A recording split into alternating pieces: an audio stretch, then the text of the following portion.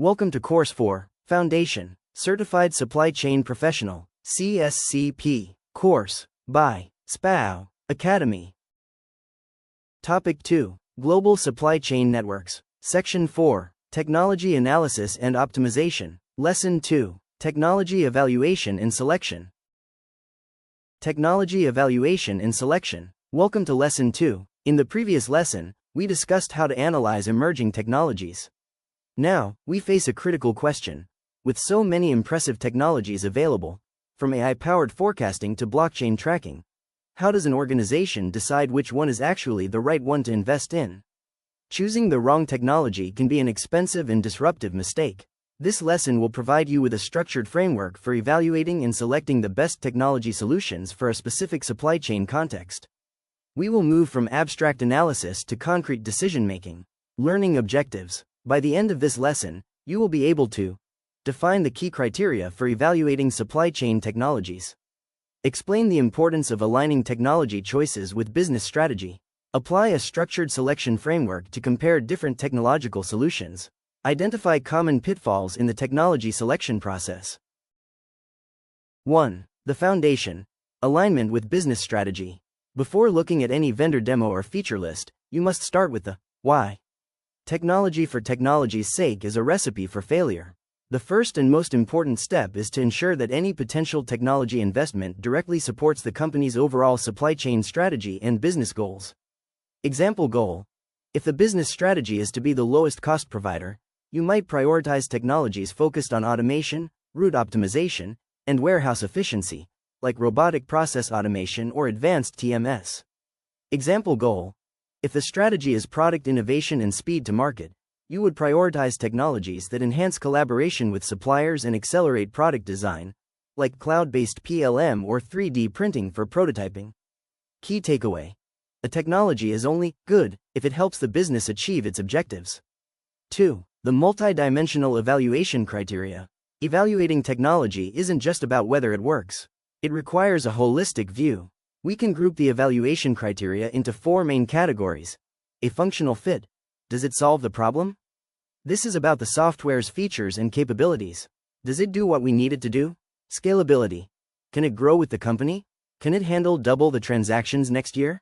Integration. Can it talk to our existing systems, like our ERP, WMS, or TMS? A best-in-breed solution that can't share data as an island of automation and creates more problems than it solves. B. Total cost of ownership, TCO. It's not just the purchase price. TCO includes initial costs, licensing fees, implementation services, hardware purchases. Ongoing costs, monthly subscription fees, SaaS, maintenance contracts, training costs, and the internal IT resources needed to support the system. A cheaper upfront cost might lead to a higher TCO in the long run if it requires constant, expensive customization. C. Usability and Implementation. User experience, UX. Is the system intuitive and easy to use? If it's difficult, employees will resist using it, negating its potential benefits. A 2023 survey by Sage found that 58% of workers say their company's technology does not make them more productive, often due to poor usability. Implementation timeline. How long will it take to get the system up and running? A long, complex implementation can delay benefits and strain resources. Vendor support. What kind of training, documentation, and ongoing customer support does the vendor provide? D. Vendor viability and risk. Company stability. Is the vendor financially stable? Will they be in business in 5 years? Roadmap and innovation. Does the vendor have a clear plan for updating and improving the technology? You are not just buying today's product, you are buying its future. Security and compliance. How does the vendor protect data? Do they comply with relevant industry regulations, like GDPR or HIPAA?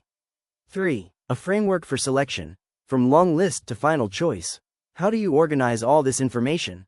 A structured process helps remove emotion and bias from the decision. Market research and long listing. Identify all potential vendors, solutions that could theoretically solve the problem. Develop a weighted scorecard. Not all criteria are equally important. Create a scorecard where each criterion, e.g., functional fit, is given a weight, e.g., 40%.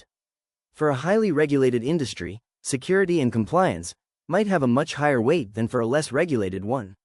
Request for proposal, RFP, request for information, RFI.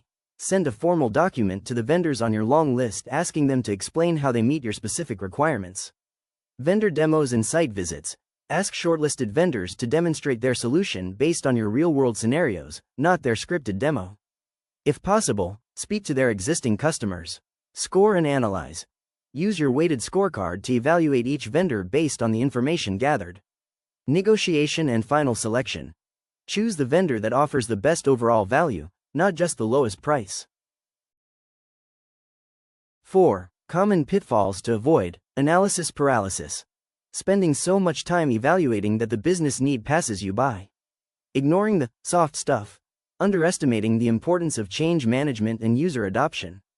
A technically perfect system will fail if people won't use it. Shiny object syndrome. Being seduced by advanced features, like AI, that you don't actually need yet. Underestimating integration complexity. Assuming new technology will easily plug into old, messy systems. Summary. Selecting the right technology is a critical business decision. It requires a structured approach that goes far beyond comparing feature lists.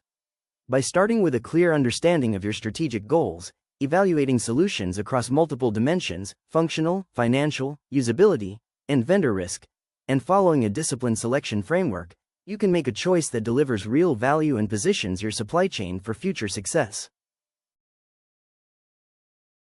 I really appreciate you spending your time with me today. If you want to learn more, don't forget to hit that subscribe button. Your like means the world to us and helps this channel grow so we can continue bringing you great content. Thanks again, and see you on the next video.